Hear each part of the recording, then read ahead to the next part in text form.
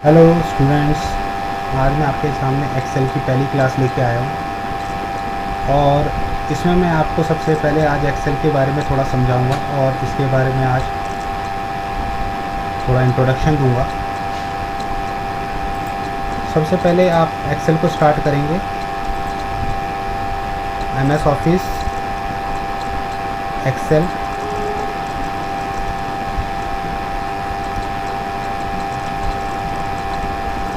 देखिए जैसे कि आप देख पा रहे हैं ये पूरा एक एक्सेल है। ये ऊपर वाले हमारे टैब कहलाते हैं। Home, file, home, insert, page layout, formula, data, review, view, ये हमारे ऊपर के टैब कहलाते हैं जिनके हिसाब से इनके मेन्यूज़ बदलते हैं। और नीचे का ये हमारा फार्मूला बार कहलाता है जिसमें हम फार्मूला पुट करते हैं। ये हमारे कॉलम कहलाते हैं जिसमें हम ए बी सी डी, ये हमारे कॉलम्स हैं। और ये कॉलम का जो लास्ट पोजीशन है, कंट्रोल के साथ हम राइट का की दबाएंगे तो लास्ट एक्स एफ डी हमारा लास्ट कॉलम होता है। और लास्ट जो रो होती है हमारी, अगर हम कंट्रोल के साथ डाउन का की दबाएंगे तो 10,48,576 लास्ट हमारी एक्सेल की रो होती है। जैसा कि आप जानते हैं कि एक्सेल एक वर्कशीट है, वर्कशीट में काम करता है। और एक्सेल एक वर्कबुक है, इसके अंदर बहुत सारी वर्कशीट होती हैं। बेसिकली इसमें 3 वर्कशीट आपके सामने मिल रही है। आप इसमें और बहुत सारी इंसर्ट कर पाते हैं। शॉर्टकट होता है कंट्रोल शिफ्ट प्लस F11। इसके थ्रू हम नई चीज़ हम और ले सकते हैं।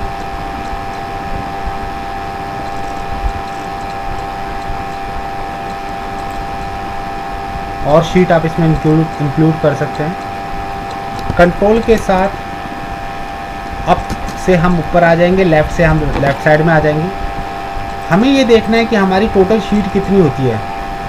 तो हम 1 प्रेस करेंगे और हम फिल में आएंगे और एक फिल में जाके सीरीज़ दे देंगे। और सीरीज़ कोई अप्रॉक्स कोई सी भी हम इसमें डाल देंगे, थोड़ा ज़्यादा डालेंगे तो देखेंगे हमारे यहाँ सीरीज़ एक पुट हो गई है। कंट्रोल के साथ राइट का बटन दबाएंगे तो देखेंगे लास्ट 16,384 टोटल इसके अंदर आपकी एक्सेल के अंदर टोटल आपकी जो आपके कॉलम्स हैं वो ये है। तो मैं ये देखना दिखाया कि आपके जो लिखे हुए कॉलम और रो होते हैं वो सही होते हैं या नहीं होते हैं। चलिए हम आगे बढ़ते हैं, इसी हिसाब से हम आगे चलते हैं। आगे हम सेकंड शीट ले लेता हूँ। सेकंड शीट में मैं आपके सामने एक छोटी सी मार्कशीट बना के दिखाता हूँ। अगर आप एक स्कूल वर्क में काम करते हैं तो वहाँ किस प्रकार से आप स्कूल में काम करेंगे। तो यहाँ पर सबसे पहले आपने लिखा नेम, स्टूडेंट का नाम, इंग्लिश, मैथ्स, साइंस, कोई भी सब्जेक्ट आपके हो सकते हैं, SST, और चाहे तो हिंदी हो सकता है।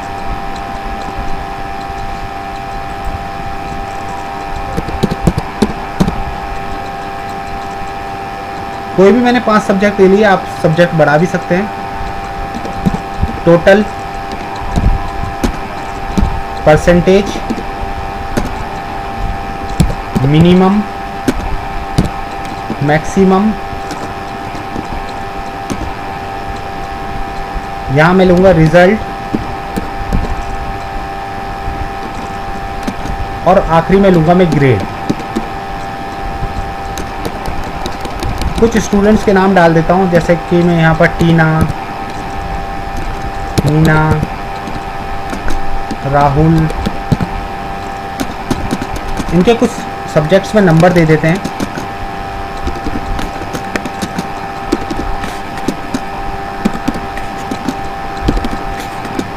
कोई भी इसमें नंबर हम पुट कर देते हैं।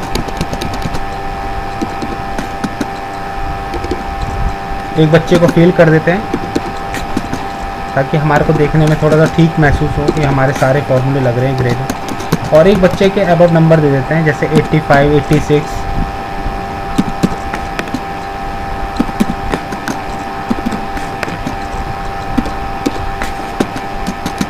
अब हम इसमें टोटल निकालेंगे। तो टोटल निकालने के लिए सबसे पहले हम बराबर का इज इक्वल टू का साइन लगाएंगे। कोई भी एक्सेल में फॉर्मूला पुट करने के लिए हमें इज इक्वल टू का करना पड़ता है। इज इक्वल टू के साउंड से ही हम इसमें पुट कर सकते हैं। यहाँ पर हम लिखेंगे सम, ब्रैकेट ऑन किया और रेंज दे देंगे हम यहाँ से और हिंदी सब्जेक्ट, एंटर मार देंगे। दूसरा तरीका ये इज इक्वल टू लगा के हम एक एक सेल को क्लिक करेंगे प्लस दबा के,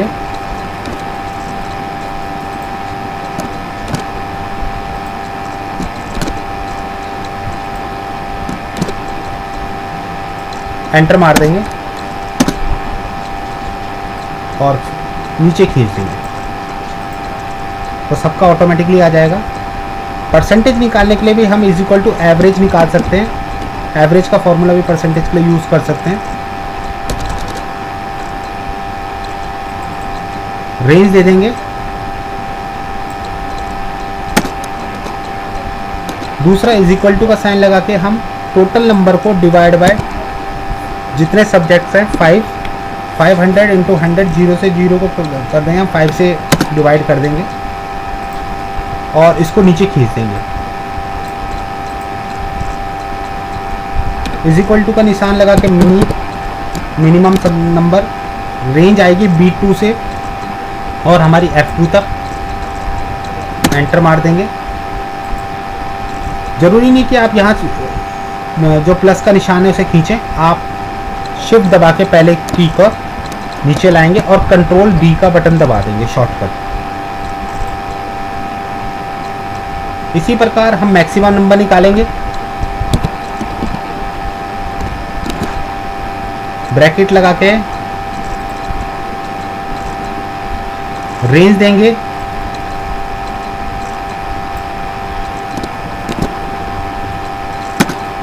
और ऊपर वाले से शिफ्ट दबा के नीचे डाउन एरो का यूज करेंगे और कंट्रोल D का बटन दबा देंगे। रिजल्ट निकालना है, इज इक्वल टू का साइन लगाया, सम, ब्रैकेट ऑन किया, रेंज देंगे हम, नहीं सम पे हम इफ कंडीशन का यूज करेंगे, ब्रैकेट ऑन किया और percentage is greater than and equal to 33, then pass, E capital लेंगे, कॉमा लगाएंगे, अदरवाइज फेल।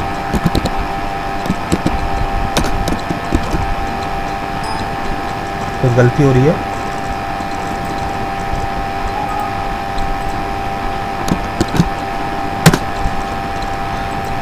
और नीचे खींच देंगे। ग्रेड पे हम मल्टीपल इफ कंडीशन लेंगे। देखिए ग्रेड पर ये है, मैं मानता हूँ ये हूँ कि नेस्टेड उसमें ग्रेड यूज़ हो रही है। तो मैं ये चाहता हूँ जैसे कि कोई भी आपकी अलग अलग स्कूल्स में अलग अलग ग्रेड सिस्टम होता है, तो उसमें आप अपनी मर्जी से ग्रेड बना सकते हो और मल्टीपल ग्रेड सिस्टम को यूज़ कर सकते हो। तो जैसे मैं ये मानता हूँ कि इफ़ मैंने ये माना कि जिसकी percentage is greater than and is equal to 75, जिसकी परसेंटेज 75 से अबव होगी वो A+ ग्रेड पर माना जाएगा। कॉमा लगा दिया। अगर ये कंडीशन ट्रू नहीं होती है तो दूसरा इफ एक और कंडीशन लगाते हैं, जिसकी percentage is greater than and equal to 60 मान लेते हैं या 55 मान लेते हैं, कुछ भी आप कंडीशन मान सकते हैं, उसकी B ग्रेड हो सकती है या B+ हो सकती है। अब और भी बहुत सारी बना सकते हैं। मैं तीसरी इफ कंडीशन लगा रहा हूं, जिस कंडीशन में मैं आपको ये समझा रहा हूं कि जिसकी परसेंटेज अगर इन दोनों में से 33 आती है तो मान लीजिए सी कंडीशन में माना जाता है,